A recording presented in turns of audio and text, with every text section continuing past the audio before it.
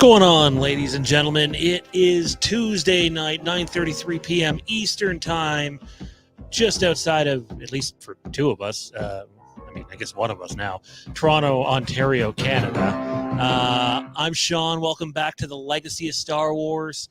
So there's not a new episode of Ahsoka to review tonight, which kind of sucks. You know, I'm missing the new Star Wars show each and every week, but we'll get through it. We only have several more months to go. So next up, it looks like, is the Acolyte, and that looks like it's eyeing a May release date. So we're quite a ways away from the next Star Wars live action show anyways coming out. There might be animated before then. Joining me right off the top, he is actually going to be the main host of the show and allow Randy and I to sit back and be the so-called experts, if you will. He's a Star Wars Wastelands vet. You once knew him as McMahon. You now know him as Johnny. What's going on, man? Oh man, I'm excited. I'm happy to be here. You know, stepping back into a familiar role. You know, having played Ringmaster on Wastelands for as long as that. Ringmaster. That is. Even when you're not doing wrestling, you just can't stop wrestling. Apparently, I mean, call me the $1 million champ and give me the gold, I guess. You're still with us. Continue. You know, I'm excited to be here. You know, I led the 3-ring circus that was Wastelands for long enough that I think I can handle it.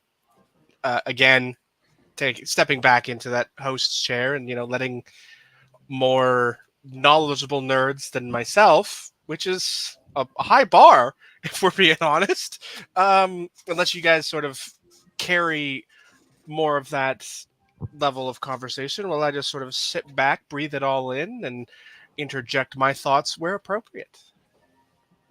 Well, I mean, there'll be plenty of opportunity for you to interject your thoughts. I mean, we're here in our little pre-show thing. Apologies for being a little late this evening. Most of the time, you'll catch us at 9 o'clock on Tuesday nights. And we already have like some content planned over the next 3 weeks. A little rundown of what people can expect from this show. If you look across the top of your screen, we have intros, the HoloNet, Mortis talk, Rogue Squadron 64. Johnny picked that one. So each and every week, we're going to dive back into a old Star Wars video game and just sort of geek out about it for a little while because, well, we're 3 Star Wars fans who love old Star Wars video games. And, you know, there's a very likely chance as we get further along in this run that we will do the same game multiple times. But I think we're all too diehard into Star Wars gaming to not have a segment like this on the show. And then to Johnny's probably great displeasure, Wastelands Star Wars trivia has been resurrected for the show. I was actually talking to our former co-host Mondo earlier today, and we were having some jokes about some previous trivia matches that happened in the past. Although this one is a little upgraded than what we've seen before. And to kick things off, it's going to be Johnny versus Randy later tonight in the inaugural relaunching of the Star Wars Wastelands trivia. And the goal here would be that the 3 of us do the announcing going forward for the trivia match, and that there are other people that come on the show late and participate in the trivia. If you're watching this live, you're watching it on Fandom Empire, please be sure to click the like button, subscribe, / the notification bell. But if you're not watching it live, there's a chance you're watching this clipped out, or you might not even be seeing this part right now at all. So I guess it's irrelevant to you, but check out our channel, The Legacy of Star Wars, for much shorter form content, including the trivia matches by themselves.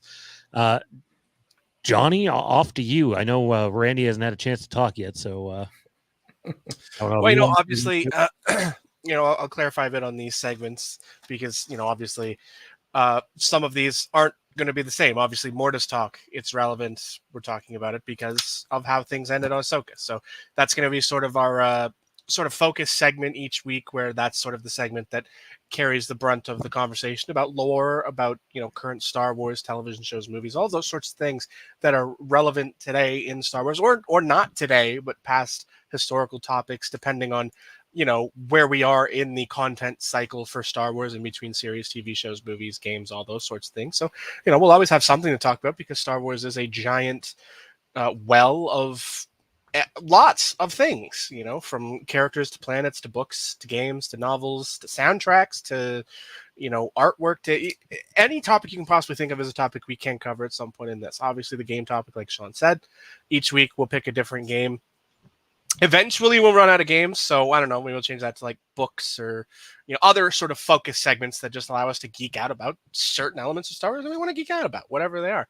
And the trivia will come and go. It's not going to be a permanent fixture, but you'll see it every few weeks, every 3 weeks, so somewhere where it doesn't get to the point where it's overused. With trivia, it's not finite, but eventually you start running out of questions, you start running out of things without getting into who was the second Grip's best boy's cousin, type questions that no one's ever going to know the answers to. So, we'll keep it fresh, we'll keep it fun, we'll keep it interesting. And, we'll pull that segment out whenever we need it. Some weeks the topic is going to go long and we won't have time for trivia, but other weeks the topic will be a little lighter because it's a topic that's a little lighter and we'll have room to squeeze in trivia where and when we choose to use it. I'm a little baffled at Ty's comment in the comment section right now. But my answer to that, by the way, those that don't know Ty, did you watch the last episode? long time supporter of everything we've done, really. So definitely appreciate that and glad he's here hanging out with us. It'll be a while before we build up a bit of a live audience here, but looking forward to just staying consistent and staying with it. And we'll talk Mortis in just a little bit. Randy, how you feeling about all this, man? This is a lot to come into with us two psychopaths. Hey, it's exciting. It's something I've never done before. Obviously, the only other really experience I have in doing anything like this would be with Matt doing the Sports Brew, talking sports every week. But that's really about it. But this is the fact that I get to talk Star Wars and geek out over Star Wars is absolutely amazing, and I love it. Hopefully, I can live up to the expectations that Johnny set for me, being with the knowledge and lore I may or may not have. I guess we'll find out later. So Johnny and I have met Ty in real life, and I'll be honest, I don't know if he's just having some fun at our expense right now, or if he legitimately doesn't know. But if he doesn't know, then I guess we're about to knock his socks off once we get to the Mortis talk. So, yeah, I'm excited to do this with you guys. There'll be some other faces that pop in. Obviously, they're going to have to be if we want trivia to work. But and trivia is not going to be every episode, by the way. There's just not covered that. Did you? Okay. Yes. I wasn't sure.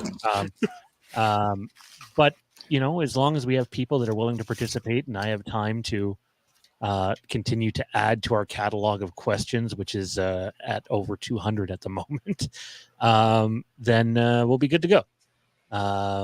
Johnny, take it away, man. Well, I don't think we have any more introductory things to deal with. We've introduced ourselves. We've talked about the platform. We've talked about what we're like the damn stream. Comment, slash that bell. Do it. All those things. Execute order social media. So we're gonna jump right in. Obviously, this week, first episode's the pilot. We're getting everything, appropriately timed and set up. So our transitions and stuff. We'll work on them. We'll get them more seamless and fun and interesting as we go along. But let's jump right into the first segment. Obviously, you see it right there above our heads, slightly to my. I was right the first time, just here above my right shoulder. It's time for the HoloNet. And that's where we talk about all of the news and rumors and things of that nature related to the Star Wars universe. Obviously, it's the legacy of Star Wars. It's a Star Wars podcast. We're going to talk about Star Wars stuff. This past week, New York Comic-Con came and went. And with it came announcements, some bigger, some smaller, lots of sort of housekeeping-y things. We're just going to jump right in because this is the order of the list, and that's how we're going to do it. We're going to start with the audiobooks, which were announced at this, which were under Randy's head. And now Randy's head has moved, so you can see this lovely list of things there. Obviously, audiobooks are something that's well, at least for you, Sean, they're a big part of your Star Wars fandom. Yeah, I mean, I don't know how many years there were between Revenge of the Sith and I guess 10 between Revenge of the Sith and The Force Awakens. And like we had an animated show, obviously, in the Clone Wars and even the beginning of Rebels. But like Star Wars audiobooks to me took off the second that they decided that they were going to up the production value of the way they were doing audiobooks. Obviously, the legacy of the Force audiobooks are not unabridged. They're abridged audiobooks. They're a little bit shorter. That was the first time they really decided that, hey, we're going to put a lot of money behind this. And they brought Mark Thompson on. And I just think they're some of the most compelling Star Wars stories that you get between Mark Thompson, Jonathan Davis, both listed on this list. Mark Thompson's obviously been very busy. He's got 3 coming out in short order. And I could be wrong, is the Leia author might have had a role in the Clone Wars. Or not author, pardon me, who it's read by. I could be wrong on that though. January Lavoie. But like the biggest thing I see on this list, guys, is the 2 very relatable and kind of relevant, even though it's Legends, Thrawn novels that are on there. You got Outbound Flight, which is the prequel to the Heir to the Empire trilogy, the Thrawn trilogy. It deals with, Jorah Sabayoth. I think Anakin and Obi-Wan are in it as well. It's just a really, really well-written book, and it was written around the time of the prequel, so a lot of that lore is added in there. And then the other one's Survivor's Quest, which is kind of like the follow-up to the Thrawn trilogy and Hand of Thrawn duology, where they really get into like the Chiss Ascendancy and stuff. So those books have never existed in unabridged form on audiobook. So there's going to be a lot of people, that can't wait to dive into, if I had to guess, somewhere upwards of 20 hours for each book. I know I can't wait. Obviously, audiobooks, for some, they're a big part of the everyday Star Wars. You throw it on, go about your daily life. You listen to it on the train to work, listen to it in the car on the ride to work. Now, lots of people listen to podcasts and audiobooks. Audiobooks were podcasts before podcasts, if that makes sense in a way. And that's a big part of that. I'm still, I'm a dinosaur. I prefer the tactile feeling of the book in my hand. Don't get me wrong, Mark Thompson is phenomenal at everything he does. I love listening to it, but nothing beats the voices in my own head when it comes to reading books. But that's just me. Randy, how about you? Where are you on audiobooks?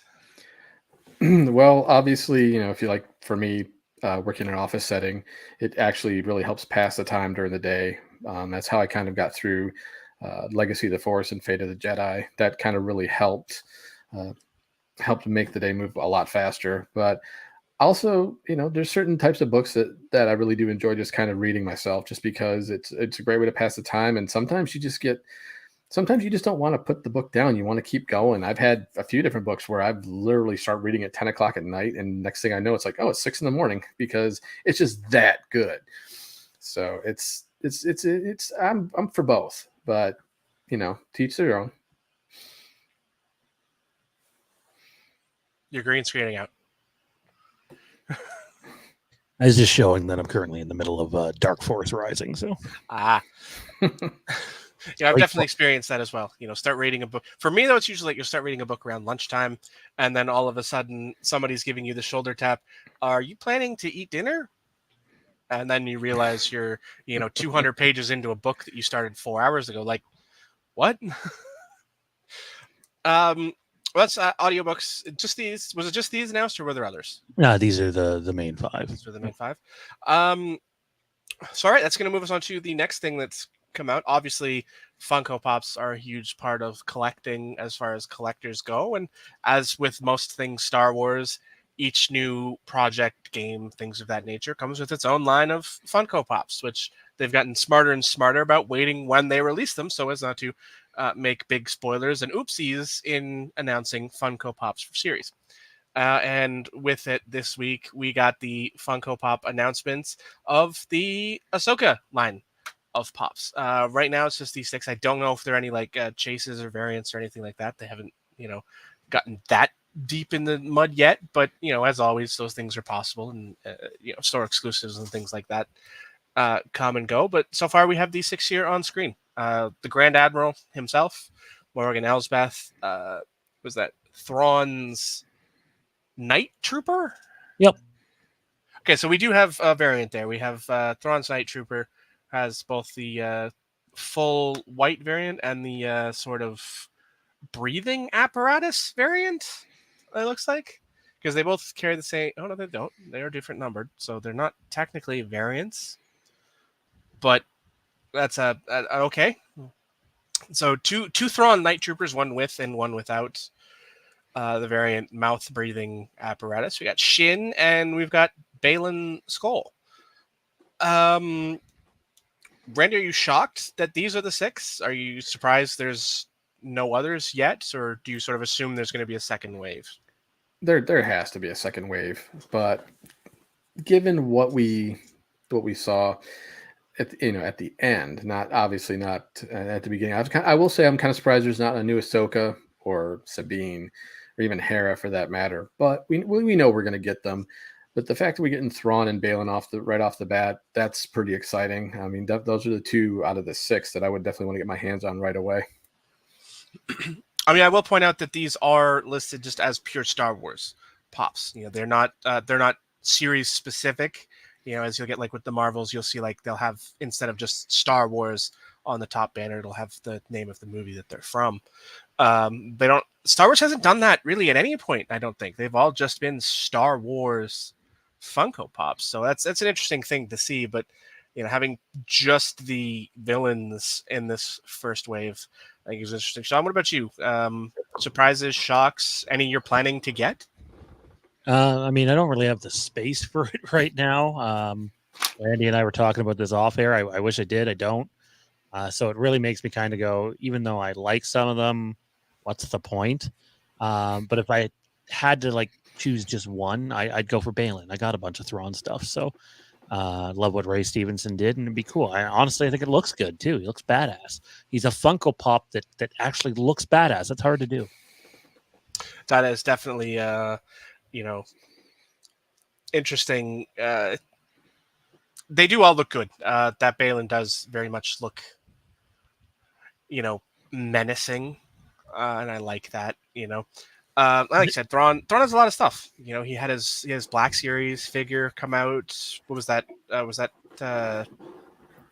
Force Friday? It was the second one, wasn't it? Yeah, when we did the was that for Rogue One? So when they did the second Force Friday experience for Rogue One, had the Thrawn Black Series. So it is, we'll keep you guys up to date on these Funko Pops as they get announced. Obviously, different cons, different things like that. I don't think there's anything more Funko related. So let's move to the last one. Obviously, New York Comic Con, we had audiobooks, but we also had publishing news. And we did have a fair bit of that. Definitely, we had a lot of, not much in sort of like big series stuff, but just a lot of, housekeeping, a lot of comic stuff. Obviously some new stuff here. We have, but we do have covers, and that's one of the important things that's always good to see and, sort of predict and talk about. Obviously the big one right here, Mace Windu, as you see here right on the screen. And this one is a Marvel miniseries, so obviously it's a comic. Mark Bernardin writing, and it'll be interesting, with comics about characters from series that are so far back. Do you guys think, are we going to learn anything new in this series, or is this just going to be sort of a hurrah, Mace Windu sort of series? I think I've gotten to a point where I just sort of expect, not necessarily with the books, but with the comics, where they're just sort of different takes on other stuff that we see. And when they're not, I don't know how much relevant information's out there unless you really want to dive into the backstory of certain characters. Looks like we've lost Randy's camera. I don't know if that's intentional. Yeah, just step away to the bathroom. Oh, okay. But yeah, I think, by the way, I'm going to sound like an idiot for even bringing this up. Is Mark Bernardin the guy with Kevin Smith, or is that another guy? With Kevin Smith in comic writing. Yeah. Well, no, he does a show called Fat Man and. Oh, that I don't know actually. I've never. I haven't actually listened to. I think it's Fat Man on Batman. Something like that. I haven't listened to it in a while. Yeah, it is actually. It is Oh, the same. shit. It's the same guy. Interesting. Wow. Okay, well, that's cool. I mean, it's nice to see these sort of things, but like you said, with these comic books, unless they're going to break new ground and suddenly be like, yeah, Mace Windu actually survived, I don't really see how we're going to get anything new out of this. We might get a bit more backstory on Mace, which I think could be interesting, but I don't think we're going to have any sort of groundbreaking news on Mace. Randy, you have any thoughts on the Mace series? I mean, it's going to be interesting just because I'm hoping we get more backstory. I don't know, maybe not even so much backstory, just some of the missions he may have gone on, or just expand kind of on his history a little bit, like how he became part of the Jet. How he ascended, and not talking about like Tales of the Jedi, where he ended up becoming a master, but just his ascendancy through the Jedi ranks in general. I think that'd be really neat if they actually do that. Well, we will have to wait and see. As Ty does point out in the chat here, if you're not watching live, chat is always a thing, and we'll bring it up when it's relevant. Ty points out that image of Mace, as it's pulled up on screen here, is it looks younger, pre-Phantom Menace looking Mace Windu. So we definitely might get some of those stories from his rising up through the ranks, which is true. That does very much look like a very young Mace Windu. Yeah, he's probably just as much of a dick then as he was. All right, so let's move on to the next one. Can you drop Ty's post so I can see that? Oh, sorry. All right. Next we have Ethan Sachs working on a new bounty hunter story, which is presumptively Jango. Oh, it is Jango Fett. It says it right there. So Jango Fett getting his own bounty hunter series.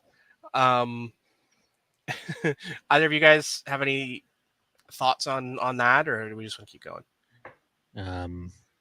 Yeah, I mean, it's not for me, but I know there's diehards out there that collect anything Mando, right? So wouldn't be surprised if they touched more on the whole Mandalorian side of things with him now that that got canonized in, I guess, it'd be the Mandalorian season 2. Boy, time is passing. It would be interesting to see more of how he came to be the guy they chose to be cloned for the clone army. All right, next up we got the big dog, the man in blue, Thrawn Alliances, another comic series. This one cover art drawn by Rob Reese. Always good to get more Thrawn. This is it's another genre, so that's always a plus for my mining. Well, it's a graphic novel take on the Thrawn Alliance's novel from the Thrawn, the new canon Thrawn trilogy, which is probably going to excite a lot of people because that's the book that's kind of split in half, and we're spending half the time with Thrawn and Anakin Skywalker, and technically Padme, and then the other half of the time with Thrawn and Vader. And also, this should also mean we're going to get our first visual look at what the Grisk look like, who I still think play a factor in what we're seeing on Star Wars TV right now. Well, we'll definitely get into them a little later on. I'm sure they'll come up in the Mortis and I guess what's next arc. Hyperspace Stories is the next. This is a Dark Horse original series. We have 2. Are these variant covers or different stories? Well, based on the fact they're written by different people, I'm going to say different stories. Different stories. Based on the fact we have different artists and writers on both. So, or at the very least covers. So maybe we have different people there. So new line of graphic novels with new tales featuring Qui-Gon and Obi-Wan. So 2 different series, both very similar. Yeah. Yeah, I mean, I'm always up for more Qui-Gon and Obi-Wan, but at this point, I'm also a little. I'm a little. I don't know how to say this. Selfish. Like, I want to see more of them in other mediums than just comics. Yeah. So That's always a plus. All right, that's going to bring us to phase 3 in the High Republic era, which, you know, we got lots of new High Republic stuff. Trials of the Jedi just beginning. This is the covers for Shadows of Starlight issue 4 and High Republic 3. So just continuing that story. You know, if you've been following along with the High Republic, there's definitely a lot of stuff for you coming forward. But this is just more furtherance of things that already exist. Yeah, I mean, I haven't. So I read the first 4 chapters of, I think it's called Light of the Jedi, and I haven't gone back, and it's not because I didn't like it. I just wanted to wait till more came out, and now we're gonna get the Acolyte. I think if I like the Acolyte, that'll not only make me, but I think it'll make a lot of people want to go dive into a lot of the High Republic stuff. It will certainly vindicate. Randy, have you dove into the High Republic era at all? Not really, but now that I've been playing Jedi Survivor and they're starting to bring in characters from the High Republic, I'm definitely going to be very curious about some of that stuff and try to dig into it a little bit more. Oh, absolutely. You know, like I said, more of the same, continuing of current stuff. Now we're sort of getting into the lots of encyclopedia stuff was announced at the back end of this. So if you like sort of those visual encyclopedia things, I think you definitely got some great projects. You have the lightsabers of the High Republic era, including a new blade available at Disney parks. So that's if that's your sort of cup of tea, good on you. New interesting blade, very Kylo Ren as a good guy vibes. But then you got to this one. Kylo Ren was a good guy. And then you got to this one, Visual Archive for Return of the Jedi. That one it tingled my jimmies a little bit, if I'm being honest. Yep. There's something about that art style for that cover. Just did it tingle your kajimmies? No, just my jimmies. Just my jimmies. Okay. Actually, this one jokes. I don't know what it was about this one, but the idea of this book just made me so happy. Star Wars dad jokes. For those of us who like to tell bad Star Wars jokes, you know, I can guarantee you right now, if we know anyone who will be purchasing this book on day one, it is Mondo. Yeah, I could see that. Totally. So I'm excited for this one. I may actually pick this one up myself and bust out the occasional Star Wars dad joke here on the show for them. More Dark Horse stuff. Yeah. Tales from the Death Star. Spoiler alert, y'all get blown up. Facts. How could Luke do that to those cooks? I mean, the Death Star blew up a planet. So did Luke Skywalker. And then we just got more of the same stuff. Not more of the same stuff, but more of the young line for Star Wars stuff. I think was that High Republic era. Yeah, it was. So exciting stuff in the book universe. I would have preferred more novel news myself, personally. Me too.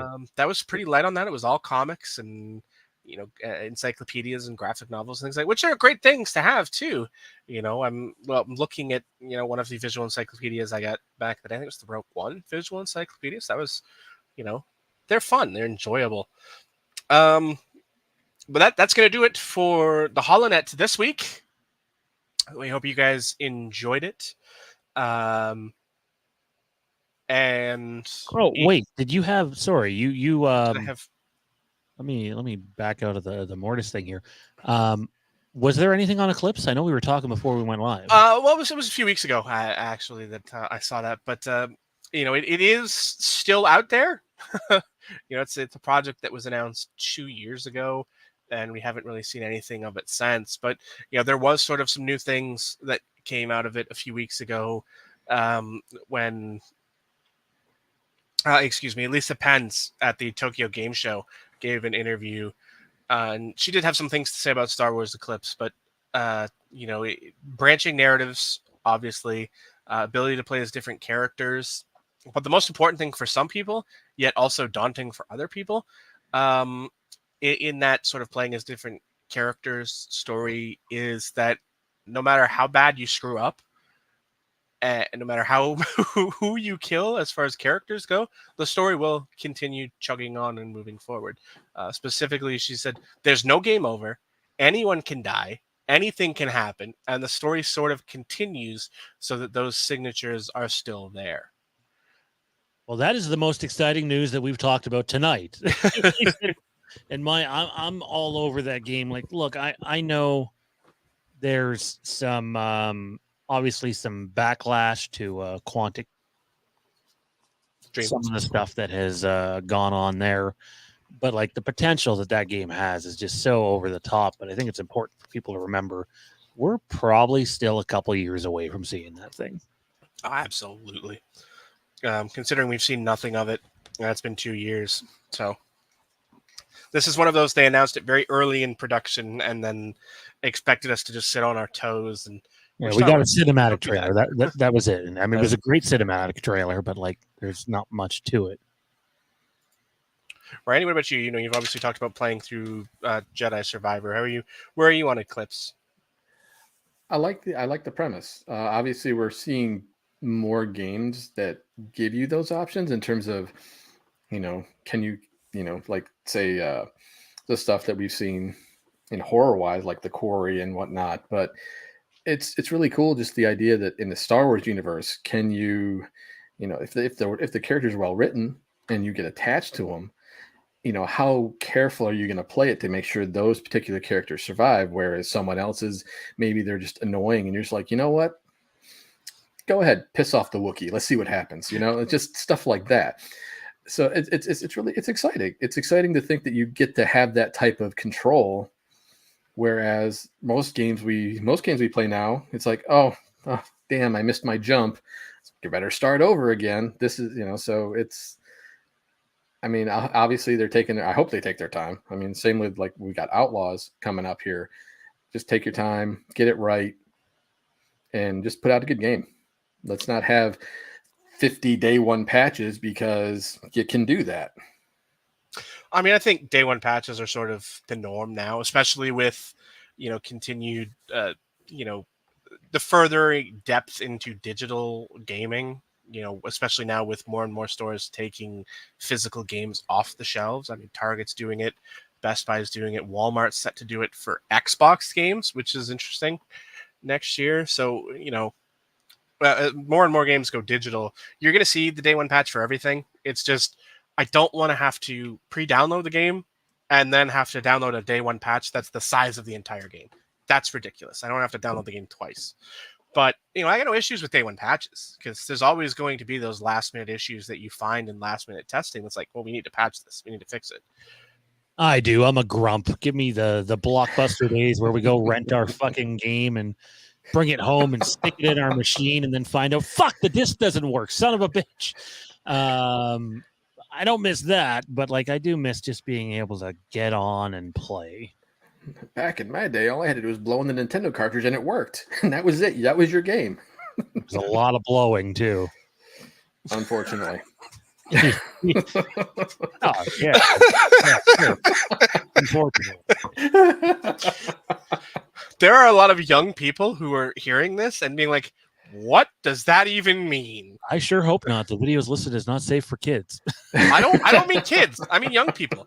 There are people in a gaming community I'm in that, like, I'm in my mid 30s and some of them are in their early 20s, and I make references and they're like, what is that? Blowing on cartridges, I see that all the time. Would be one of those. Most of them don't even know what cartridges are. I'll talk about game cartridges and be like, oh, you mean Game Boy? No, I don't mean Game Boy.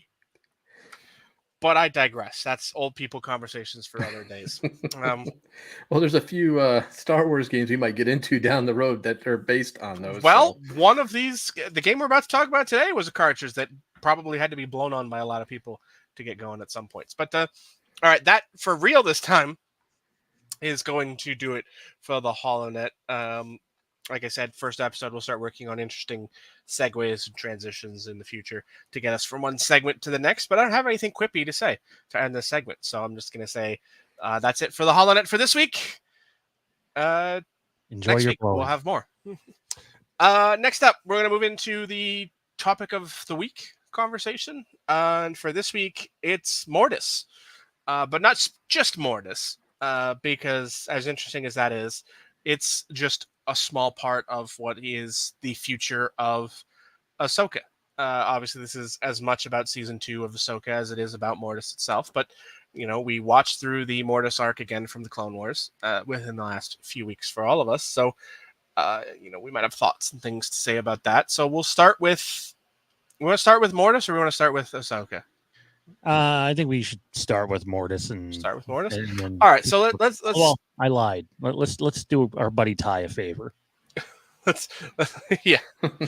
This is obviously one of the closing images from Ahsoka season 1 and the season finale, where we saw the statues of the father and the son and the headless statue of the daughter. That's Mortis, Ty. It's not. They're not actually on Mortis. Well, it's the Mortis gods anyway. It's but yeah. Mm-hmm. So it's safe to assume that that's where that story is headed. Because obviously it very much ties into everything that Baylan has been saying all throughout the course of, restarting the wheel, I guess. So Ahsoka season 2, Mortis Gods, Mortis Arc. Randy, you were the only one of us that both sort of predicted it going in and picked it up immediately on first airing. So where do you think it's headed? Like, what's the tie-in to Mortis for season 2? Well, after rewatching the arc, I actually watched it a couple of different times, just once with my wife so she could understand what I was talking about, and then once earlier, and then earlier today, just so I could kind of see if I could pick some things out that I may have missed. And it's really interesting because as we saw with Anakin and his Force Ghost, we saw like the balance between the light side and the dark side that he had in the world between worlds. And I also picked up on the fact that with the arc, the father talking about how Anakin is the chosen one is going to take his place as the balance in the Force. But as we also know, Ahsoka technically died in the Mortis arc, and she was brought back by the residual life force of the daughter. And I feel like what we're heading towards for Ahsoka is she becomes the new daughter while Anakin takes the place of the father. It's at this point now, it's trying to figure out who takes the place of the son. Since I don't want to say it's Baylan per se, but it feels like he's heading down a path where he's trying to find the beginning. And as the daughter said in the Clone Wars, we are the beginning, the end, and the middle. So, yeah, I feel like this is kind of where things are going. I feel like where they're kind of foreshadowing in a way, a new set of Mortis gods, and that Ahsoka and Anakin do play a role in that. John, what about you? So one of the things that stood out rewatching those 3 episodes is I've been pretty critical about the way the Clone Wars looks in its earlier seasons, but I was always like, hey, season 3 steps up. But when you take season 3 and watch it really close to, watching an episode in season 7, there's a drastic quality difference in the show. That's for sure. Just the way, like, I do mean in every facet too, the animation, the way the episodes are structured. But in this Mortis arc, I thought there was a few things that stood out. The big one's kind of Anakin, obviously. Like, Ahsoka has a role to play for sure here. But I think there's a lot of people heavily underestimating how much of Anakin Skywalker we're going to see going forward. And my guess is that it's a lot. I suspect that Anakin Skywalker is probably going to have a significant role in the Filoni movie too. That's just me speculating. But if this is all going to lead to wherever Mortis is, then Anakin can technically appear as his physical self on Mortis. So whoever ends up on Mortis, like, you're dealing with a whole other bag of potatoes here. Are we gonna get Balin versus Anakin? It's possible, but like I do kind of look at it as, at least right now, you have Ahsoka as the daughter, Anakin as the father, who's the balance between the two, and there could be a candidate that we don't know about for the son, if you will. But Balin would seem to fit given everything that he said.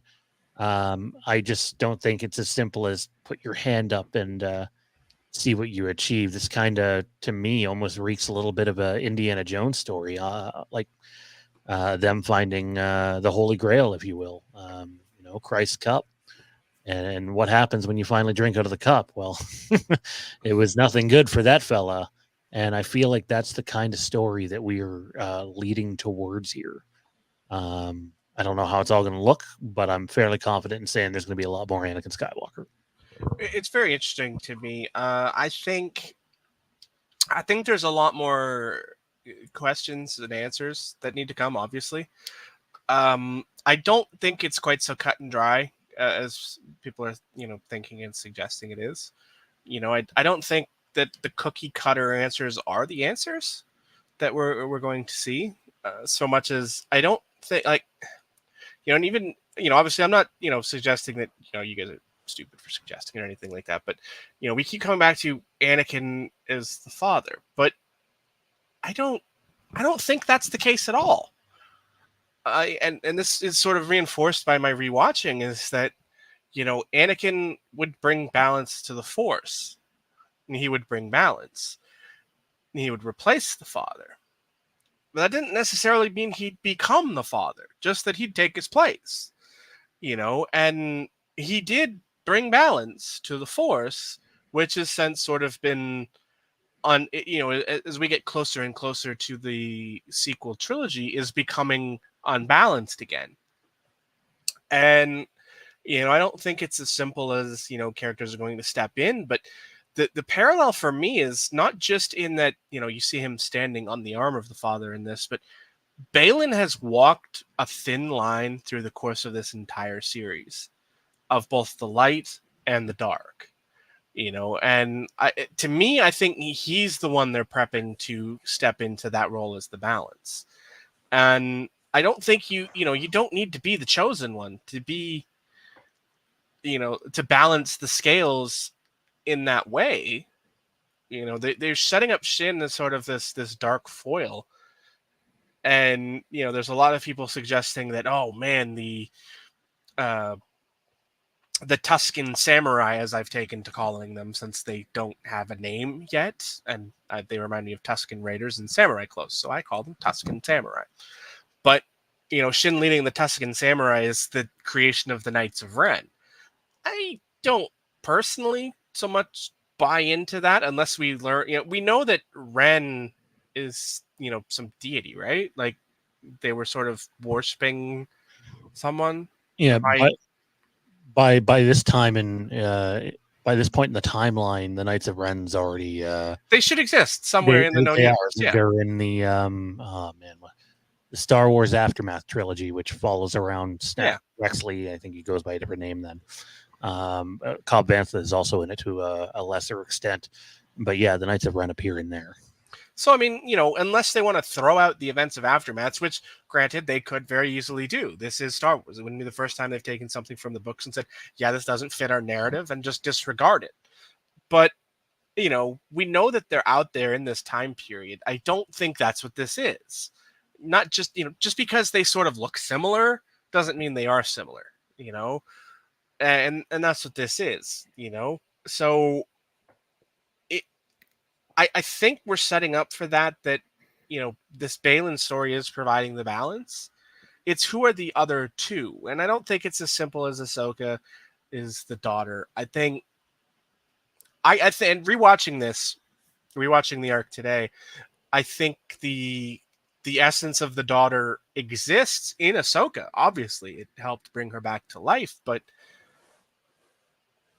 I don't think it's such a transitive property that just because the daughter used the last of her essence to kickstart Ahsoka, that meant Ahsoka became it. We know, and that's the thing. Like, people want to talk about the owl, that we keep seeing watching over Ahsoka, that it's the daughter.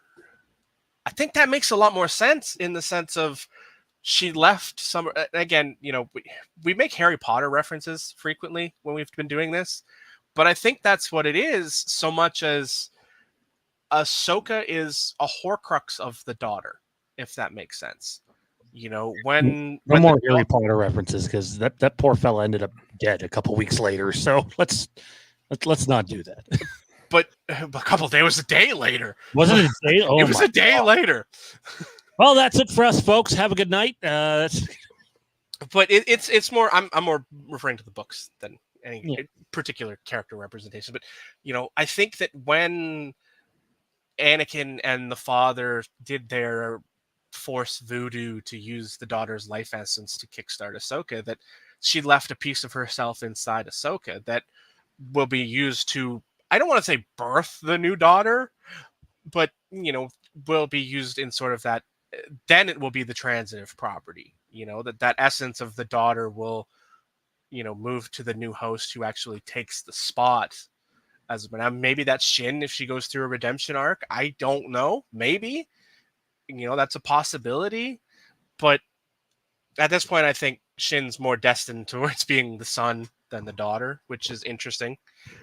So I don't know. It'd be interesting to see where it goes, but I don't think it's quite so cut and dry as Ahsoka's the daughter and Anakin's the father, and because that leaves out the son, and there's no viable candidate, because Balin's not evil enough to be the son.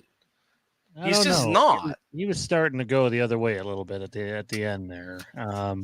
I think again, we don't know how much of Mortis Balin knows about either, right?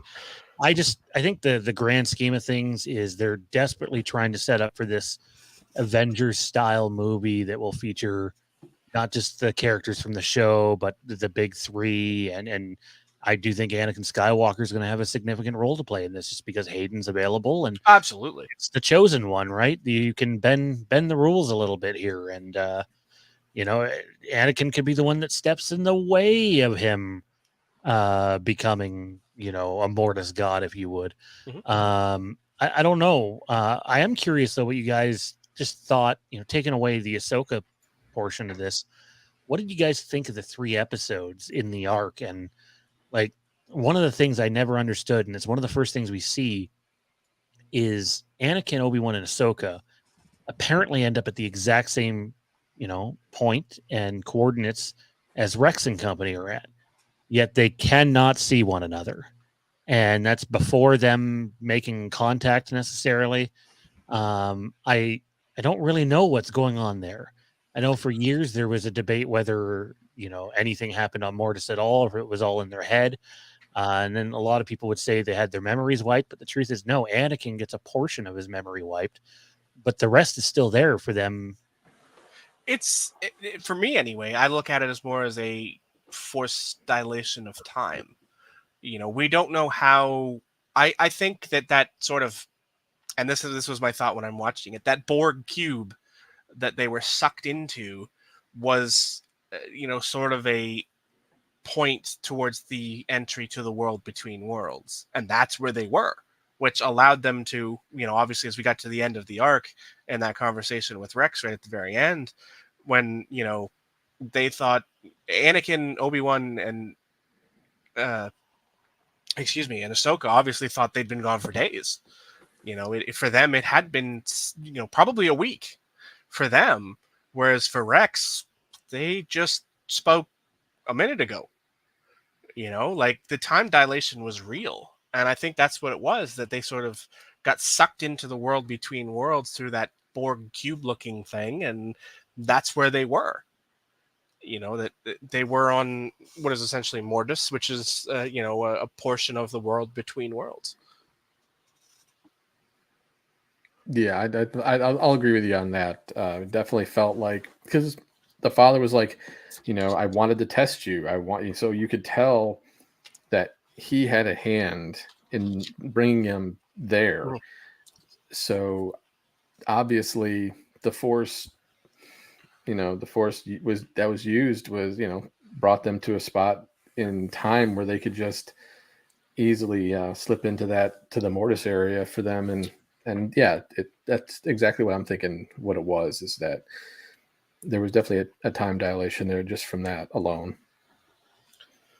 I think, before we move on, but there was one line in episode 1 that makes me think this is more relevant to the whole of everything that's going on right now than anything else. And that's if you go back to the first interaction with Anakin and the father, where Anakin, and this is the first time, Anakin called him a Sith. And the father sort of looked at him and said, "There are many who try to use our powers. The Sith are but one." That line instantly stood out to me because I think that's what this is. Or that's what we've been playing with what's the bigger arc? What's the, we're trying to see the bigger picture here. I think that's the bigger picture. If the Sith are but one of the forces trying to maneuver the Mortis gods, who are the others? I mean, I want to say something, but I'll wait till Randy gets a little further into Jedi Survivor. So, okay. I mean, when you bring that point up, it's almost like you could sit there and say, could be the Night Sisters be one of those forces? Obviously, the Jedi could be another one of those forces. Other Force sensitives that, from history that the Rakat. That are neither Jedi nor Sith, in general, that they're just strong in the Force that could be attempting to use it. And it's definitely something that I'm curious to see if this is, in fact, where we're going with this in Ahsoka, if we don't get a little more backstory to that in terms of the Mortis gods in general. Ty Nelson in the chat asks, remind us what season / episode of the Clone Wars / Rebels we need to watch for the Mortis arc. It's Clone Wars and it's season 3, and I believe it starts at episode 15. I was going to say, I think it's either 14, 15, 16 or 15, 16, 17. It's in the season 3 area, and it's either 14 or 15 it starts at. So it's right after they're doing a lot of, conveniently, a lot of Night Sister stuff. Is going on with Mother Townsend, and all of a sudden we're 15, 16, 17. 15, 16, 17. Yep. Disney wants me to continue watching on 18, so I'm going to 17. All right. As we sort of wrap up Mortis and Ahsoka, is there anything either of you want to add, like any thoughts or anything about the Mortis arc that sort of you think might apply to where the Filoni vision is headed? I don't know if it applies to where. Well, actually, okay. So hear me out on this one. I know we're running a little long here, but it's episode 1. We can do that. I had this theory because there's literally nowhere now that they can, and it's actually based off something Johnny said. There's nowhere that they can place the Ahsoka Luke meetup in the timeline that makes sense anymore. They have literally blocked themselves out of every possibility. Other than, what if she meets him by going through a door in the world between worlds, and she knows she can't stay there, so she knows she has to leave, and that's why it's, maybe you'll see me again, maybe you won't. My guess is Anakin Skywalker is going to have a hand to play in Ahsoka meeting Luke, not knowing about Luke, because she would have to be living under a rock to not know about Luke Skywalker. But in terms of that actual meeting, it's got to be some weird play on time. And Johnny had suggested that a couple weeks ago on the show. Otherwise, they've kind of killed themselves in terms of where they strategically place it in the timeline. But it wouldn't be the first time they've done that and just try to make sense of it. So that's one thing. The other thing is also Ahsoka related. In the Mortis arc, she is like adult Ahsoka appears to her in a vision telling her, you need to leave Anakin. Like you got to leave him or it's going to be the end of you. Mm-hmm. And she ultimately does leave years later. And it does make me kind of wonder, well, how old is Ahsoka supposed to be in that part? And are we going to see the other side of that perhaps I thought the same thing. in Ahsoka season 2? Yeah, I had the exact same thought go through my mind watching that. Where you had Qui-Gon appearing to Obi-Wan, you had older Ahsoka appearing to her, and it's like, maybe my sort of Doctor Who theory might actually play here, and tie that into it. So we'll have to wait and see, I guess. Randy, was there anything else you saw or thought about that you think ties into this? Not really. But you both make excellent points in terms of there was just these little things here and there that if you really paid attention to, it kind of makes you go, okay, I see what you're trying to do here. I'll be really curious to see if we do get that that scene in a way to have the older Ahsoka talking to the younger Ahsoka. That'd be kind of neat to actually see how that plays out in live action, since they've already got an actress cast as the young Ahsoka. So that'd be actually kind of really cool to have those two interact. I thought she was really good in Ahsoka too. Obviously, she didn't get a ton of time, but the time that she had, forget the actress's name. I know she was in the Barbie movie. I think she was also young Gamora. Avengers, I guess, not Guardians. So like she was really good in what she had to work with. I'd love to see her, and yeah, that'd be an interesting scene to play out in live action for sure. All right, since we don't have anything else to add here on Mortis and the future of Ahsoka, let's jump right into it's time to game and geek, guys. This week I chose the game, like we said, rotating panel. I think Randy's got next week and then Sean the week after. We know what those games are. You guys will just have to keep tuning in to find out what they are. But this week I chose the seminal Nintendo 64 classic Rogue Squadron. Obviously, it was the first 3D Star Wars space battling game, that wasn't in an arcade cabinet. So obviously, big things there. What do you guys remember? Like, what was your first sort of experiences playing this game that you can remember? So for me, that was like when I first got into Star Wars, like the biggest thing for me was the space battles, and the fact that with other games, as games have progressed through the years, to get something like this where you could see you have the whole 3D effect. Obviously, we got a little taste of that with Shadows of the Empire, but now to have a full game dedicated to it and to be able to see the different planets and to get in your own personal dogfights and it was exciting. It was really exciting. I remember getting it for Christmas that year that it came out. Sean, what about you? I remember playing it at your house. That was the first time I played the game. I don't know if you had it or you were renting it. I was bored, but yeah. I remember getting pissed off that every time I'd like go out of bounds and it'd do the wrap your ship around thing and turn you back. It'd be like, fuck. And I just remember, at least for me at that time, that game being hard as balls. Like, you're trying to protect the convoy, and it's like, fuck, just keep it together. And fucking convoy would never stay together. And I remember wanting to take Johnny's fucking N64 controller and to heave it across the room.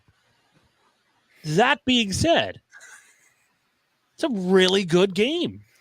Like, I don't like it as much as the second game, Rogue Leader, where you actually get to do the attack on the second Death Star, which is just phenomenal in that game for GameCube. But that game, like, there was nothing else like it in Star Wars. The closest thing would have been Shadows of the Empire. But I was mesmerized by it, and yet also, at least in my youth, very frustrated that the game was as hard as it was. It definitely was not easy. I mean, as you can see here, obviously we got the Wookiee article pulled up for you, but the fact that this was one of the first games that was supported with the expansion pack, I think was huge. The expansion pack when that came to the N64, that was a game changer. As far as games went, you went from sort of that pre-expansion pack where like Mario 64 was sort of the be-all end-all, but then after that you had so many other games that came out, taking advantage of that extra memory was huge, and this was one of the big ones. And getting to experience that flight, and having the controller in your hand, and this was another one of those times where sort of the awkward holding of an N64 controller helped for it, because that middle handle felt almost like a flight stick in a sort of way. So it helped that experience greatly for me. It didn't feel as awkward and ungainly, flying with that thumb saying the time. And let's be honest, the N64 was really sort of, that era was the first that included a thumbstick like that, and it was game changing from a console standpoint. Obviously they've never gone back, but there was just so much in this game that was just so revolutionary and, and groundbreaking, and it was an amazing game. Yes, okay, it certainly helped birth the continued problem still to this day that escort missions fucking suck in any game that does them. Stop doing them. Okay, either program the convoy or person you're escorting, or the non-human controlled characters to be smarter and actually move where I'm moving, so that they stay behind cover and they stay behind me and aren't running around with their head out in the open about to get shot by the end. But I digress. I'm gonna calm down. I'm gonna woosah. I'm gonna take a breath, or we're gonna go on a tangent that's not good for our time. So, like I said, this game was revolutionary. It was groundbreaking, and it was fun to play both by yourself and with your friends. And you got to experience something in the Star Wars universe that we never got to experience before. And that was life. I mean, there were the PC games before that, the X-Wing and TIE Fighter games that came on the PC before that, but those were like basic to the nth degree. This was the first time without a cabinet, an arcade cabinet experience, where we actually got to sit in that cockpit and fly those ships, and it was freaking amazing. I think a lot of people regard the X-Wing and TIE Fighter games for PC almost simulator based, and not as fun to do. But yeah, fuck the convoy missions. Like, send me to go attack something, we're gold. Okay, fighter on fighter, we're still probably gold if I don't kill us. But fuck the convoys. Go get Wedge for that. I know you're wedging the game sometimes. I will say one of the nice things about this game, though, too, is if you went on the internet, you could find the codes to fly different ships. So because I remember, it serves me correctly, you had like the Naboo Starfighter, and you had other ships. I think even the Millennium Falcon was another one that you could do, and it was really cool just to fly around with those and just see how overpowered they really were compared to an X-Wing fighter. It was great. I think the question here is, would you guys play is there a remaster of this? I don't think there is, like a recent one that's been updated. I don't think there has been for the Rogue Squadron games, which is unfortunate because they should have been two of the earlier ones done. I don't know if there has. I don't think there has. I think there might have been one for like the Wii, maybe, or something. No idea. Would you guys play this again, even if you had your N64 kicking around? Would you throw it in? Oh, absolutely. Of course. Me too. Absolutely. And I'd probably have to be on air and censored. There would definitely there'd be a lot more profanities now than there were when we were kids. I think that's for sure, or at least more well thought out profanities and understanding what they mean. Here's my first surprise of the day. Oh dear Lord! Yeah, there's another one coming that you're not going to like. Oh. My first surprise of the day, though, this one you like, is let's rate the game on a normal scale. Score the game out of what? You say this is a good surprise. I need to know the scale before I determine if it's a good surprise. 5 lightsabers being good. Okay, a blaster being 50-50, and a thermal detonator being fuck this shit. No. However, you can do like 4.1, 4.2, 4.3, 2.7. So you can add decimals into it, but only one, not fucking 4.76954. Just one. I think that's still a wide enough scale to to be able to space it out here. I'll go first to give you guys some time to think about it. I'm going to give Rogue Squadron. Obviously, you got to keep in mind these games came out a long time ago, but just overall the impact that it had at the time and its legacy, I'm going to give Rogue Squadron a 3.8 out of 5. Randy, what about you? Well, thinking about it, thinking about how much I played it, thinking about how much fun I had with it. Obviously, back in the day when TLC, what's that? It's, we got what we got is what we got, which nothing wrong with that at all. I mean, they made a great game. I think ultimately, I think I had some of the similar issues as you guys did with convoy missions. It is what it is with those. I think just about any flight simulator or flight game like that, where it doesn't have to be just Star Wars, it could be anything. The convoy missions suck. But it never really took me too much out of it. The music, the control, just the sound, just that classic sounds that you get to hear in any Star Wars movie that just, I'll give it a 4.2. Damn. 4.2 for Randy. Well, here I was thinking that, with these scales now adding decimal points, that we'd get some separation and some difference. I was wrong. Because I am also at a 4.2. I thought I was going to be original. I'd be like 4.2. I was even going to make a 420 joke, but, okay, 4.2. Yeah, I didn't expect that to happen. I think the scales is broken now. Yeah, so that's 81.3%, by the way. If we were breaking it down into combined percentages, it's 81.3 a total across the board for Rogue Squadron. Before we I'll take over the reins here and introduce Johnny's favorite thing, but before we do, I think it's appropriate to discuss this because back then, things aren't digital. This stuff matters a little more. This game has a kick-ass fucking cover that screams "Buy me." I fucking love it. What do you guys think of the cover art? No, absolutely. It definitely does. It's amazing.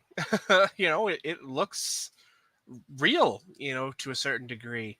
And it doesn't look fake or phony. It doesn't look, cartoonish or awkward or anything like that. It screams Star Wars. You've got so much going on in such a confined space that it just screams Star Wars. Yeah, it's definitely one of those covers where you could just be walking by and you would catch out of the corner of your eye and be like, Star Wars, where? There it is. And that's exactly what that is. You don't even need to see Star Wars. You just see the X-Wing. You see, you see the TIE bomber or even the Walker. It's like that alone catches your eye. And that's something that back then, that was a big thing. Cover art was a very big thing to kind of get people to pique their interest. Nowadays, it's like, okay, yeah, cool. I saw this review on IGN or something like that. Now, back then, no. Cover art sometimes was all you had to go on, unless you had Nintendo Power or EGM or something like that. You get the video game magazines. So yeah, it's a great cover. Yeah, I love it. It's just a blast. Again, to recap, I gave it a 3.8, which is apparently on the low end of things. Johnny a 4.2 and Randy a 4.2. Johnny wants a new fucking scoring system and he goes and scores someone else anyways. How fucking typical. That's 81.3%, by the way. It'll be interesting to see how next week's game, you won't find that out yet, but compares to this one. Looking forward to it. That being said, though, if you haven't yet, click the like button, /subscribe. Or click subscribe, / the notification bell. Leave a comment down in the comment section below. Share your thoughts. Let us know what you think. If you're watching this over on the Legacy of Star Wars, head on over to Fandom Empire and check out the episode in its full length. But now it's time for a blast from the past. We are bringing back Star Wars trivia like only we could. So welcome once again. No.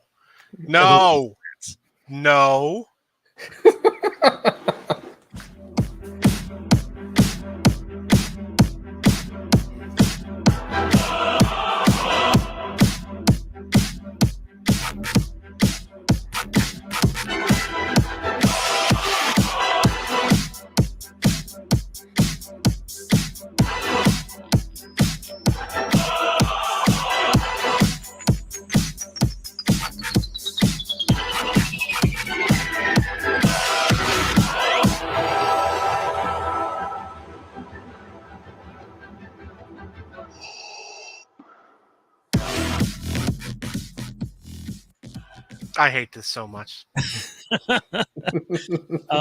John, we used to drive Johnny mad with that song, and guess what? Still here, not going anywhere. So first up is the inaugural, first match of the Star Wars Wastelands Trivia League, which will feature various Star Wars personalities from on the internet, and we figured why not start in-house with Johnny versus Randy. I will recap the same rules that I sent you fellas earlier. I believe I posted them in our group chat, right? Yep, I did. So every round is a wheel round. What does that mean? Well, we have a magic wheel here that's going to help us pick out some categories for this. The wheel round was round 2. No, it's every round. Every round is a wheel round now, except for the last round, actually. Wow. But round 1, everyone gets the same questions.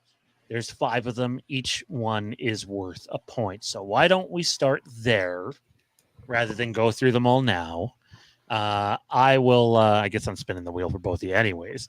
But here's the deal: you get 1 veto, but you guys got to agree on it in round 1. So if you don't like the topic it lands on, you need to agree if you're vetoing for another spin, and then whatever that next spin is, you got to stick with it.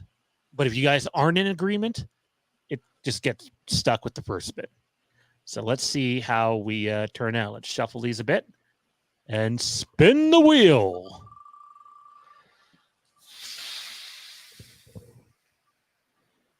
Should have the trivia music going on in the background. Oh, for God's sakes. Veto. I can't do behind the scenes first. I gotta get wet. I can't do this off the top. All right. I'll go with you on that one. All right, let's shuffle this up and spin again. Let's see, what are we ending with? What is it going to be? Behind the scenes. Did it again? I'd have to. Oh, well, that's convenient. Okay, I like this. Okay. We're going to Star Wars games. So unless it's Jedi Survivor, in which case I'm calling shenanigans. Each of these fellas they're both getting the same question. They have to write their answer on the whiteboard and put it on screen. So here we go. Round 1. Let me make sure that I'm good on my end.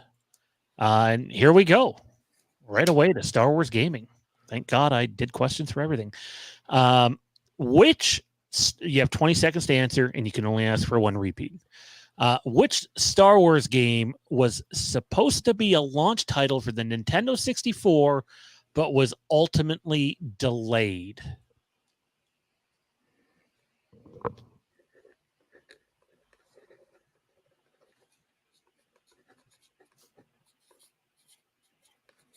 Five seconds. 4, 3, 2, 1. Time's up. Pens or pencils or markers or crayons or pastel or whatever down. Johnny, over to you first. Let's see your answer. What do you got? Here comes the famous Johnny Chicken Scratch. Shadows of the Empire. What do you have, Randy? Shadows of the Empire. That's correct. You both have a point right now. I almost said Rogue Squadron, but I thought there's no way he's giving us Rogue Squadron after just talking about it. Well, I mean, I wouldn't have much control over that considering the Well, way. no, I mean, having that, yeah. Oh, no, this is painful. I now got to delete a question from the book. All right. Question number 2 in round 1. What Phantom Menace character received their own Xbox game, which was a console exclusive? Could you repeat the question? Which Star Wars Phantom Menace character received their own Xbox game, which was exclusively for that system? 20 seconds. Phantom Menace. This one has a little bit of trickery in it. 5 Yeah, seconds. a lot of trickery in it. 4, 3, 2, 1. Time's up. Randy, what do you got? Obi-Wan Kenobi. Johnny, what do you got? Obi-Wan. That's correct. Actually, I believe Obi-Wan's the technical proper title, but we'll obviously they'll accept Obi-Wan Kenobi. So we got 2 apiece. Nobody has missed. You didn't have many perfect games back in Wastelands. Did you really just say that? We're 2 questions in and you're talking about perfect games? What kind of... You don't want me to answer that question. But let's get some nice night driving music in here. Ease the tension, baby. Question number 3. What was the name of the Star Wars fighting game that was similar to Mortal Kombat and Street Fighter, but released for the PlayStation?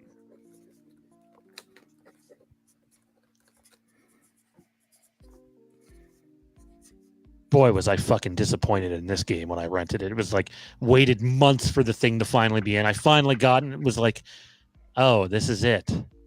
I see. All right, time's up. Johnny, what do you got?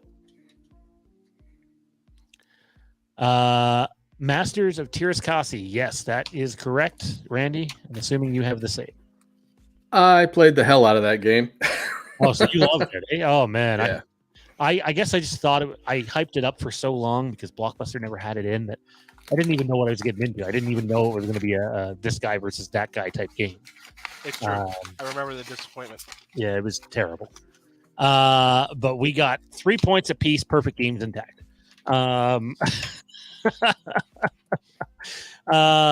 What is the name of the tutorial companion in Knights of the Old Republic, the guy that first leads you off? Fuck. This one's a harder one, obviously, but we've talked about it enough that I wouldn't be surprised if Johnny pulls it. 10 seconds, guys.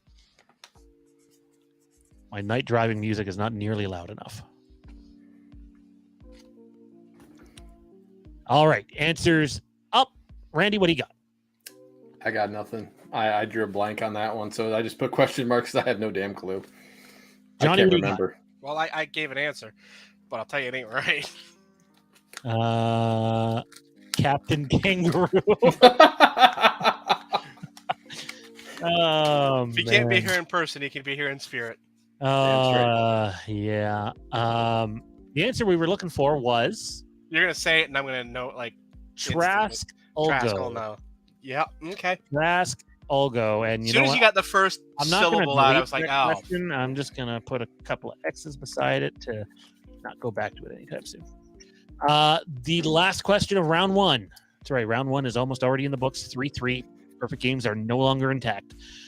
What is the first planet you travel to in Knights of the Old Republic 2? Keyword being planet.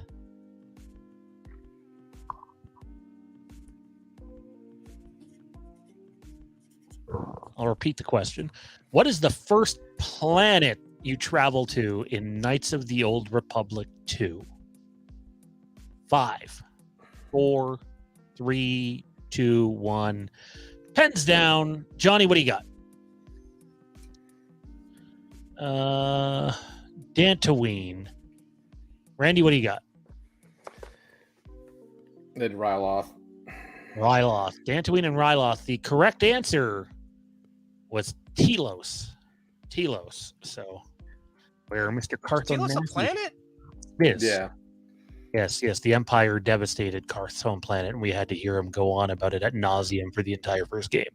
I know I'm so unsympathetic to what happened to their fake little. It was the phrasing of the question that got me. Travel 2, I forgot you start off on the mining thing, and then you go to a planet. And then the first planet you travel. Yeah, okay. Yep. Hang on, let me. Dantooine is the first planet you actively travel to. So yeah, the end of round 1, which was exclusive Star Wars gaming questions. That was a category that really served well for both of you. We have a score of 3 for Randy against the former Star Wars Wastelands trivia champion, Johnny. 3-3 through round 1. So we got a nail-biting contest here, clearly. Which moves us on to round 2, my favorite round, the round that I'm sure is going to make a lot of people mad at a lot of other people for choices that they make in this round, and that is the pick your poison round. So at the end of round 1, again, the score is 3-3. There's the updated score right there, and here we go. So the way this works is, if you don't like the first selection that it lands on, you can choose to go again. If you choose to go again, you have to make that selection. You can't decide between the two. And you guys are deciding for one another. So first up, it's a tie game. I'm going to have to give the nod to Johnny here because he has previous play and he's a previous champion. Would you like to go first in terms of Randy spinning for you, or you spinning for Randy? That means categories individual, like only one person can get a category? Well, you could end up both on the same category. That was the question. That was the importance of the question. So it really doesn't matter. Is that also the same order in which you're asking questions? Yes. Okay, then I will go second. All right.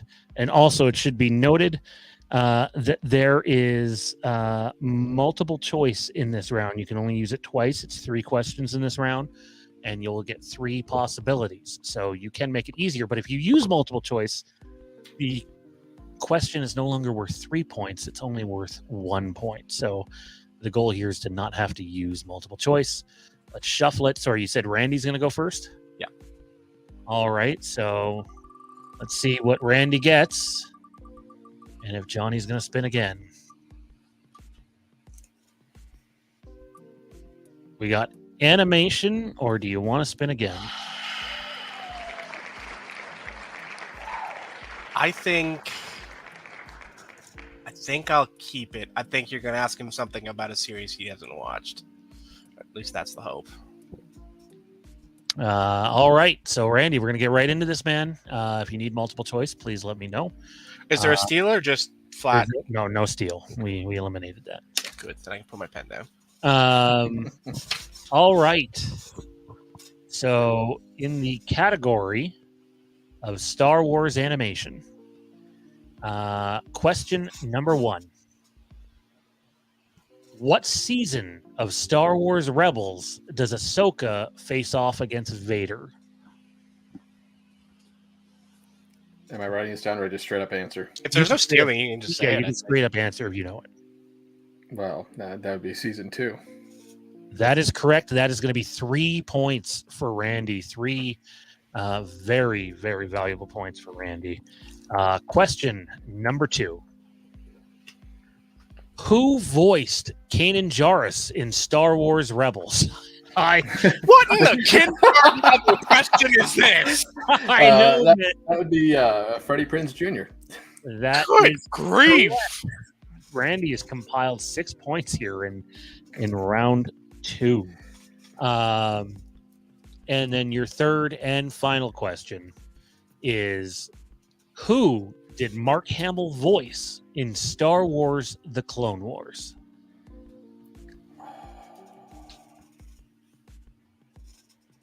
Yeah, unfortunately, I don't know that one. Would you like a multiple choice? But this is no peanut gallery. I probably wouldn't guess it anyway, so no, I don't know it. All right, so he's just we've seen That's this mistake made bravado. in the past. Yeah, we'll see if that comes back to bite him if he loses by a point. But the answer we were looking for there, I'll put a couple X's beside it to use it again, was Darth Bane. Darth Bane. Yeah, I definitely didn't know that. Yeah, during Yoda's little. It's gonna be one of against- those days where like I could go 3 for 3 on his, and he can go 3 for 3 on mine without thinking about it. Well, Randy has taken a commanding Why it's not commanding? It's 2 questions. 9-3 lead, and Johnny finds himself down by 6 here. But just keep in mind, Johnny can use multiple choice just to even close that gap up more and rely on the betting ground if he has to. But Randy, here we go. Let me know if you want to stick with Johnny's pick. Let's shuffle it a bit. There we go.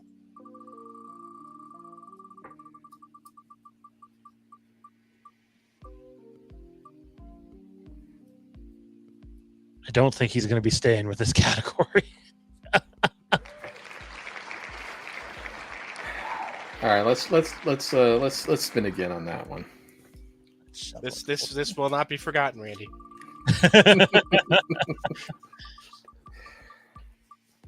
Will fate have anything? Don't to say? you- Oh, Stop right there, because I'll at least have a chance here. oh, that would have been hilarious if it was behind the scenes. I thought that's where it was going. I was just like, oh no.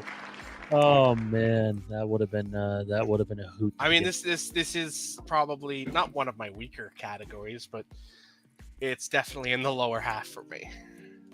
Well, let's go take a look at Star Wars literature. All right.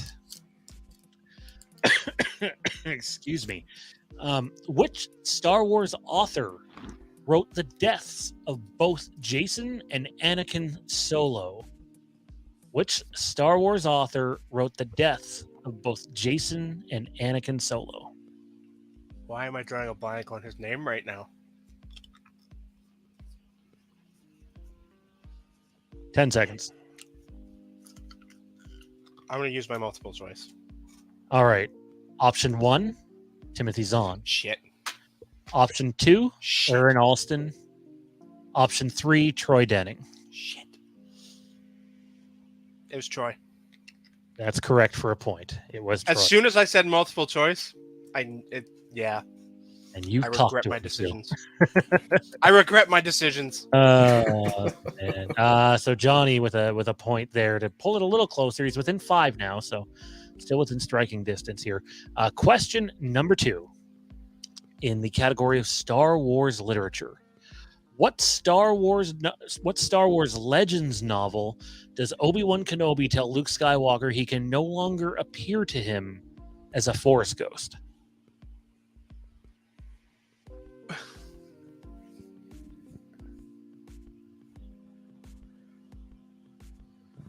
Ten seconds. God, I hate this category. I guess I'll use my other multiple choice. All right. Again, I'll repeat the question followed by the options. And that is, what Star Wars Legends novel does Obi-Wan Kenobi tell Luke Skywalker he can no longer appear to him as a Force ghost? Option 1, Tatooine Ghost. Option 2, Dark Force Rising. Option 3, Heir to the Empire.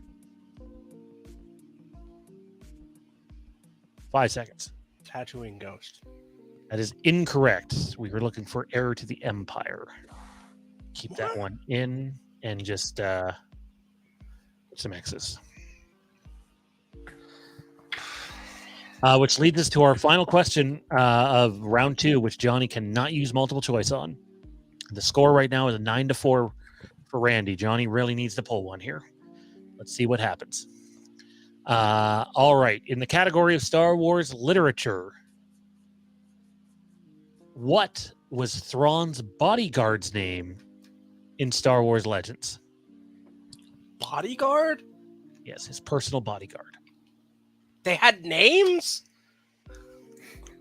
That character did, yes. You have 10 seconds now. I don't know. Jaquifki Tart. No, you're looking for Rook. Rook, also the name of Thrawn's personal bodyguard in canon prior to Kanan having his way with him. Which gives us a score of 9 to Porg. 9 to 4. Oh, that's a bit I haven't heard in a very long time. Yeah, we were using that one all the time back in the day. Yes. We were.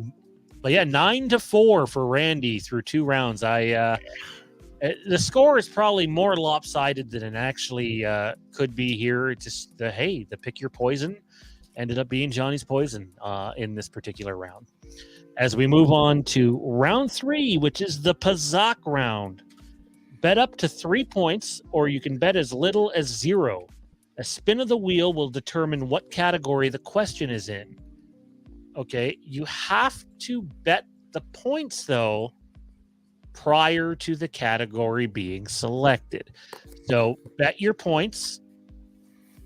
Send me a message how much you're betting on like Messenger. Have you ever watched Jeopardy and been like, this is ridiculous? Because mathematically I can't win. Well, unless Randy wants to be that guy in Jeopardy who's so cocksure that he puts up a copiously large number of points that he never should have done. I forgot to add this. You have to bet anywhere between 0 and 3 points. 0 and 3 points. Okay. So unless he's like crazy cocksure and goes 3 points, I can't win. That's not true. He's at 9. Yeah, and we have one more round.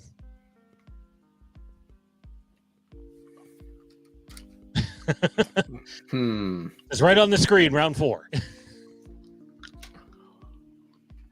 Also, I should add 9-4 down a round. But yeah, we're through 2 rounds here.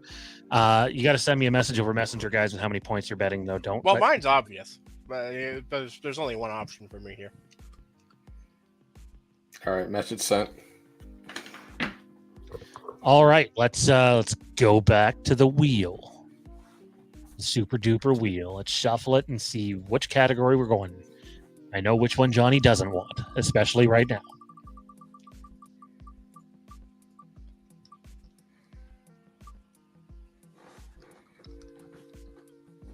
You can agree to veto, guys, or you can stick with it.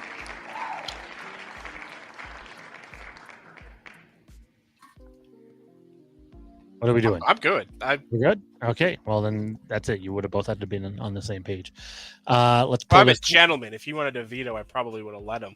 Although, after sticking me with literature, after giving movies and shows, maybe I wouldn't have. All right. Let's go to Star Wars animation. That category. I need my pen now, don't I? You do. You absolutely do. All righty. Here we go. Where are we here? Which Jedi Knight faked their death in the Clone Wars in order to go undercover in Cad Bane's gang?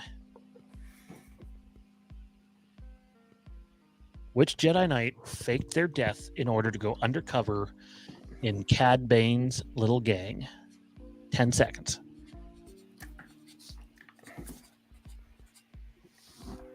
I can see his face. The game could end here. We'll see. Time's up. Pens are down. Randy, what do you got? Do we get points first or points after? Okay, we'll do the points first. Randy bet 2, and I'm assuming Johnny bet 3. Yeah. So, Randy, did you get an answer down or no? No, I can see his face, but I couldn't remember the name off the top of my head. All right. So that brings Randy down to 7. He's down to 7 points now. Johnny, hold it up. What do you got? Let's see your answer. Quinlan Voss.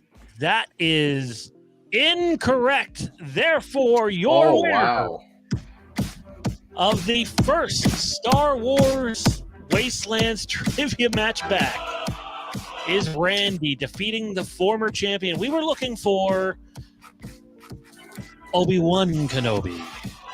Why did I get smart? Kenobi. Goes through the facial surgery. He does the whole face-off thing. But yeah, a score of 7-1 for Randy in this first little trivia matchup. I had fun sitting on the outside watching in. Randy, any thoughts here? I kind of feel like I lucked out on that one because honestly, I was thinking Quinlan Voss as well for that last question. But no, I mean, no, I think just the categories is really what would have made the decision here. Because if I'd have gotten literature, I probably would have had to use multiple choice as well. So it's like I know if it rolls reversed, you probably would have whooped my ass. For fun, and we used to do this to use up some of the questions, but these questions aren't on the book. Where did I have it now? I just had them here. I will read to you guys what true or false would have been, and we'll see what you would have gotten right. So if Johnny would have had a shot or not. So get your pens and papers ready. 4 truth or false questions. This is just for fun, just for some bragging rights. Johnny's looking for his pen. He threw it across the room angrily. No, just on the desk, and not angrily. All right, so we're going to ask 4 questions all at once, and you got to answer true or false. So you're going to have 4 different true or false things down. Here we go. Question number 1, Solo: A Star Wars Story lost several $1 million at the box office. True or false? Again, Solo: A Star Wars Story lost several $1 million at the box office. Question number 2, the trash compactor scene was so smelly that Mark Hamill burst an eye vessel trying to hold his breath in during it. True or false? Again, the trash compactor scene was so fucking stinky that Mr. Hamill burst an eye vessel trying to hold his breath during it. Question number 3, George Lucas expected The Phantom Menace to surpass the Titanic's box office record in 1999. George Lucas had expected The Phantom Menace to surpass Titanic. True or false? And last but not least, Han Solo was originally supposed to be in Revenge of the Sith. True or false? Time's up. Randy, what do you got? Let's see your answers here. 4 answers. And we got true, true, false, true. That is bang on. Perfect. Johnny, what do you got? Well, not bang on. I got 2 wrong then. All right. So true, false, true, true. Yeah, you would have had 2 wrong.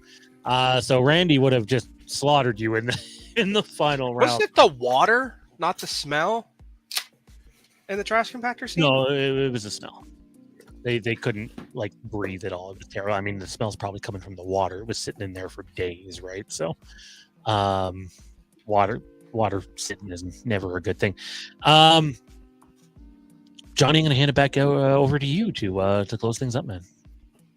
All right. Well, this is it, guys. This was episode 1 of this lovely Star Wars podcast. It was fun. I enjoyed every bit of it except the trivia, because, well, that's usually how trivia goes. You either love it or you hate it. There's really no in between there. But don't worry, the shoe will be on the other foot eventually, and I'll be in the winner's circle, and well, that'll be that. But guys, I hope you had as much fun as I did tonight watching this. Sean? Yeah, no, it was a lot of fun. I loved doing the trivia. I did not love spending so much time making up so many questions, but I'm glad there's enough for at least a couple more matches already. Probably a few more, to be honest. Had a ton of fun. Mortis is obviously going to play a big part in what's to come for Star Wars. And yeah, just check out all of our YouTube channels. We got Legacy of Westeros, which will start to have regular content coming soon again. The Legacy of Star Wars, the Legacy of Halloween, and Fandom Empire. Like, comment, share your thoughts. Share the channel around, because God knows the algorithm works against everybody, unless you want to pay into it. And yeah, it was a ton of fun, guys. And I honestly, I had a blast watching you guys do the trivia. Randy? Oh yeah, it was definitely a lot of fun. I'm excited for my choice for a video game for next week, so that's going to be a nice fun discussion. But overall, you know, it was great. It was a lot of fun. It's great to get to geek out with you guys and just talk about like one of my biggest passions out there being Star Wars. It's great. I love it. Well, I hope you guys had as much fun as I did. Obviously, it sounds like you guys did. We'll be back here next week. Same bat time, same bat channel if you're watching us live, or if you're watching the full unabridged version on the Phantom Empire channel. Thanks for watching. Thanks for sticking with us this long. If you did. If you didn't, well, why not? We're good. We're awesome people. Great nerds. Watch the whole episode next time. If you did, we love you. all of you, wherever you are, for watching this, for spending, your last hour and 45 minutes with us. We appreciate you wherever you are watching this from. So thank you very much. Obviously, like Sean said, click thumbs up, click subscribe button, click the bell, all those things that help us continue to keep showing up on your homepage. Do those things. Comment. Help us, help us knock that algorithm into the dirt. So for Randy on my left and Sean on my right, and for all of us in the Phantom Empire family, thanks for watching. We'll see you next week.